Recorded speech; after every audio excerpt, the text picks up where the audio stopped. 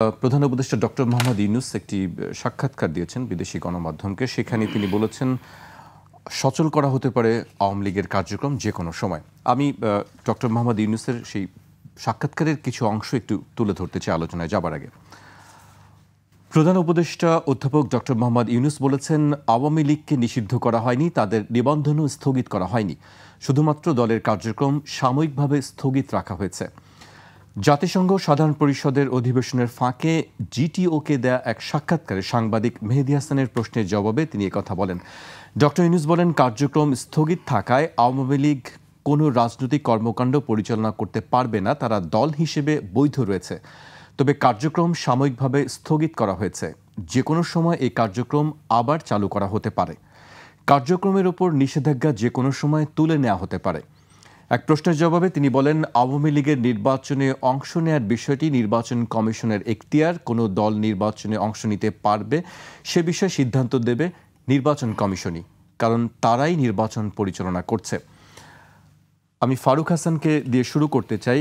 এই বিষয়ে গতকাল আপনাদের দলের সাধারণ সম্পাদক রাশেদ খান একটি বক্তব্য দিয়েছিলেন। তিনি বলেছিলেন, আওয়ামী লীগ ফিরলে দায়ী থাকবেন ইউনূস ও তার উপদেষ্টা পরিষদ। এ বিষয়ে ফারুক হাসানের মন্তব্য জানতে চাই। ধন্যবাদ আপনাকে। ডক্টর মোহাম্মদ ইউনূস জাতিসংঘের সাধারণ অধিবেশনে বক্তব্য দেওয়ার উদ্দেশ্যেই সেখানে বড় একটি বহর নিয়ে তিনি জাতিসংঘের উদ্দেশ্যে গিয়েছেন আমেরিকায়। তো যাই হোক, আজকে গণমাধ্যমে আমরাও সেই খবরটি দেখলাম যে কোনো সময় আওয়ামী লীগের কার্যক্রম সচল করা হতে পারে। তা আমি মনে করি ওনার এই বক্তব্যের মাধ্যমে অলরেডি আওয়ামী লীগের কার্যক্রম সচল হয়ে গেছে।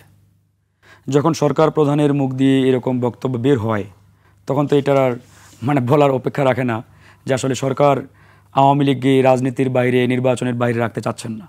তারা মূলত চাচ্ছেন আওয়ামী লীগ যে কোনোভাবে, যে কোনো কায়দায় বাংলাদেশের রাজনীতিতে আবার ফিরে আসুক। কিন্তু রাজনৈতিক কর্মকাণ্ড দাবি ছিল যে এটা আমি বলছি, যেমন ধরেন আমরা শুরুতে আওয়ামী লীগের প্রশ্নে যেভাবে সোচ্চার ছিলাম আফটার 5 আগস্ট, এই গণঅভ্যুত্থান পরবর্তী সময়ে প্রত্যেকটা রাজনৈতিক দল, আওয়ামী লীগ তথা আওয়ামী লীগের দোসর যারা, ফ্যাসিস্ট যারা, তাদের প্রতি এই রাজনৈতিক দল, দেশের জনগণ, ছাত্র জনতা সবারই কিন্তু একটা প্রচণ্ড রকম ছিল, ক্ষোভ, এবং এই ফ্যাসিবাদী শক্তিটাকে কোনোভাবেই যাতে কেউ আর কোনোভাবে অ্যাকসেপ্ট না করে, গ্রহণ না করে, এরকম একটা জায়গা থেকে কিন্তু প্রত্যেকটা রাজনৈতিক দলের জায়গা থেকে সর্বোচ্চটা দিয়ে তারা আওয়ামী লীগকে উৎখাত করছে, বিতাড়িত করছে। কিন্তু 9 আগস্ট সরকার গঠনের পর আওয়ামী লীগের প্রতি সরকারের একটা অজানা এটাকে মায়া, মহব্বত আমরা লক্ষ্য করেছি।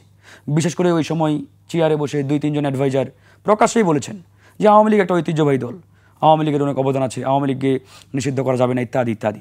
তার আওয়ামী লীগের পক্ষে যেই সরকার, এটা কিন্তু 9 আগস্টের পরপরই প্রমাণিত হয়েছে। তারপরে যে দেখেন আওয়ামী লীগ যখন তাদের কার্যক্রমের উপরে নিষেধাজ্ঞা দেওয়া হলো, এটা কিন্তু সরকার উইলিংলি দিয়েছে বা সরকার তাদের দায়িত্ববোধের জায়গা থেকে দিয়েছে। এটা কয়েকটি রাজনৈতিক দলের চাপের মুখে আন্দোলন সংগ্রাম এক পর্যায়ে আপনার ডক্টর মোহাম্মদ ইউনূসের বাসভবনের সামনে যখন ঘেরাও করা হলো, আমরাও আওয়ামী লীগের কার্যক্রমের বিরুদ্ধে ছিলাম। তো যাই হোক, অনেক রাজনৈতিক দলেই এই আন্দোলনের সমর্থন জানিয়েছিলেন, পক্ষে ছিলেন। তো সেই জায়গা থেকে সরকার কিন্তু ওয়ান কাইন্ড অফ আপনার অবলিগড হয়ে বা বাধ্য হয়ে আওয়ামী লীগকে নিষিদ্ধ করেছে বা তাদের কার্যক্রমে একটা ইন্টারিম ইনজাংশন দিয়েছে। এরপরে ডক্টর মোহাম্মদ ইউনূস যতগুলো কথা বলেছে সবগুলো সত্য। আওয়ামী লীগ তো বৈধ রাজনৈতিক দল, সরকারের কথা অনুযায়ী, সরকারের সিদ্ধান্ত অনুযায়ী। একই সাথে আওয়ামী লীগ আগামীতে নির্বাচন করতে পারবে কি পারবে না, এটা কিছুদিন আগেও ডক্টর মোহাম্মদ ইউনূস আপনার একটি আন্তর্জাতিক গণমাধ্যমে সাক্ষাৎকার দেওয়ার সময় বলেছিলেন যে আওয়ামী লীগ নির্বাচন করবে কি করবে না, এটা আওয়ামী লীগের সিদ্ধান্ত, এটা আমাদের কোনো বিষয় না। তো এই যে দেখেন, এই ঘটনাগুলো আর আসলে সামগ্রিকভাবে আমরা যদি পর্যালোচনা করে সামারিকে টানি, এই সরকার এই গণঅভ্যুত্থানকে কোনোভাবেই রিপ্রেজেন্ট করে না।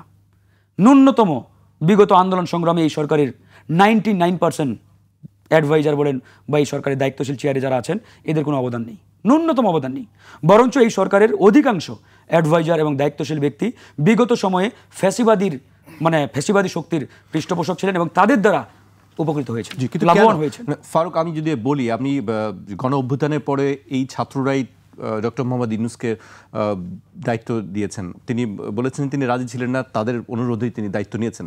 কিন্তু তার উপরে আপনার এই যে বক্তব্য বলছেন যে তারা প্রতিনিধিত্ব করে না, এই অবস্থাটা এখন প্রথমত হচ্ছে এই গণঅভ্যুত্থানটা এমন একটা প্রেক্ষাপটে হয়েছে তারপরে আমরা 5ই আগস্ট বাংলাদেশের দীর্ঘ ফ্যাসিবাদকে বিতাড়িত করলাম। এই যে এরকম একটা মোমেন্টে ভঙ্গুর একটা রাজনৈতিক অবস্থা, এই অবস্থায় ছাত্ররা আসলে বুঝতে পারে নাই যে কি করা যাবে, কাকে দায়িত্বে আনা দরকার ইত্যাদি ইত্যাদি। ওই সময় নানা রকম ষড়যন্ত্র, নানা রকম জায়গা থেকে, নানান লেয়ার থেকে ধরেন যে একটা ক্ষমতা দখল, এরকম নানা রকম একটা ধরেন যে আপনার সম্ভাবনা ছিল। তো এরকম একটা ভঙ্গুর অবস্থায় আসলে ছাত্ররাও যে বুঝে শুনে সিদ্ধান্তটা নিয়েছে আমি এটা মনে করি না। তারা মনে করেছে যে চয়েসগুলো রয়েছে এই চয়েসগুলোর মধ্যে ডক্টর মোহাম্মদ ইউনূস বেটার। তো সুতরাং সেই জায়গা থেকে হয়তো তারা ডক্টর মোহাম্মদ ইউনূসের নামটি রেফার করেছে বা সেটাকে পিক করেছে।